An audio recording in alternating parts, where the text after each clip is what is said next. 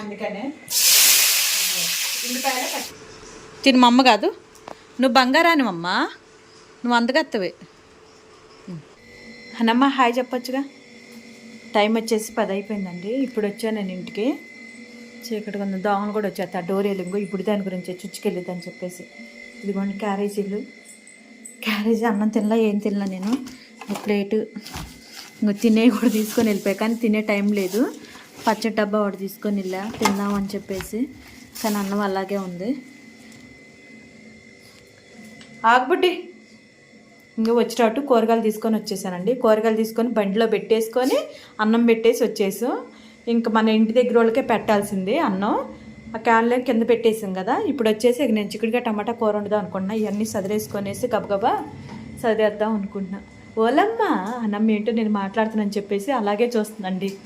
అసలు కనమ్మ చూడండి ఎంత అందంగా ఉంటుందో, కళ్ళల్లోనే ఉంటుందండి అందం మొత్తం. పిచ్చి పిల్ల. నేను ఫోన్ వచ్చేసి మరి కనిపిస్తుందో లేదో తెలీదు, ఎందుకంటే లేట్ అవుతుంది కదా.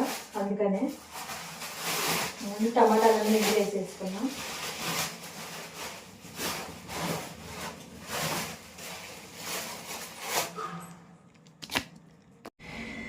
వాడు వచ్చేసి చిక్కుడుగా టమాటా చేస్తున్నానండి.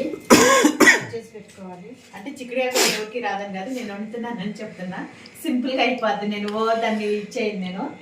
అందుకనే ఉల్లిపాయలు పచ్చిమిరపకాయలు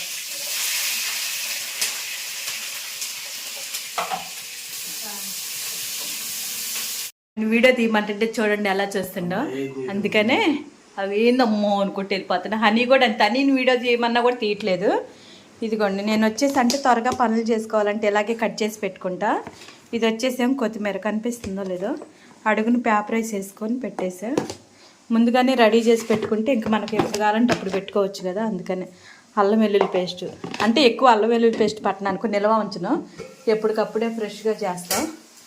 చిక్కుడుగా టమాటా ఇలా బాగా మగ్గితేనే బాగుంటుందండి. పసుపును సాల్ట్ వేసేసి బాగా మగ్గనిచ్చా. ఇప్పుడు కారం వేస్తా. దీంట్లో కొంచెం అల్లం పేస్ట్ వేసి అంతే, త్వరగానే అయిపోద్ది. ఇది కూడా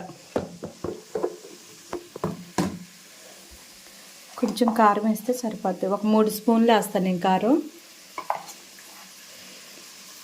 ఇలాంటి కూరగాయలు త్వరగా అయిపోతాయి. ఇదిగోండి ఇదంతా కలిసేసుకొని వాటర్ పోసి కాస్త సిమ్లో పెడితే సరిపోద్ది. ఇదిగోండి కాస్త వాటర్ పోసేస్తాను నేను. సిమ్లో పెట్టేసేద్దాం మనం, గ్యాస్ మూత పెట్టేసేసి. గుడ్లు అయితే పొయ్యి మీద పెట్టేసా. గుడ్లు కూడా ఇందులో చిక్కుడుగా కూరలో వేద్దాం అనేసి పిల్లల కోసం అన్నం రెడీ చేశా. ఇంట్లో ఎవరన్నా ఉంటే మనకి బాధ ఉండదు, రాగానే ఈ పనులు కూడా చేయాలి. ఇప్పుడు దాన్ని తింటుంది కానీ అన్నమ్మ తినదు అన్నం. ఇప్పుడు అన్నం చూడండి ఎలా చూస్తుందో. వీళ్ళిద్దరికి ఇప్పుడు అన్నం తీసుకెళ్ళి పెట్టాలి. ఇప్పుడు చూడండి బుడ్డి తింటుంది, పద్ధతిగా తింటుంది, కానీ అన్నమ్మ తినదు. అలుగుడు ఎక్కువ. అన్నమ్మ తినమ్మ, తిని మా అమ్మ కాదు, నువ్వు బంగారాని అమ్మ, నువ్వు అందగత్తవే. అందుకత్తాను అయినా తినట్ల. పిచ్చి పిల్లవు కదా, బంగారం. అన్నమ్మ ఇటు తిరుగమ్మ, పిచ్చమ్మ కాదు. లేట్ అవుతుంది చెప్పు. మళ్ళీ ఏమైనా వాష్రూమ్ తీసుకొని వెళ్ళాలి కిందకి. తింటుందండి అన్నమ్మ బంగారం. అన్నమ్మ బంగారమే. ఇటు తిరుగు.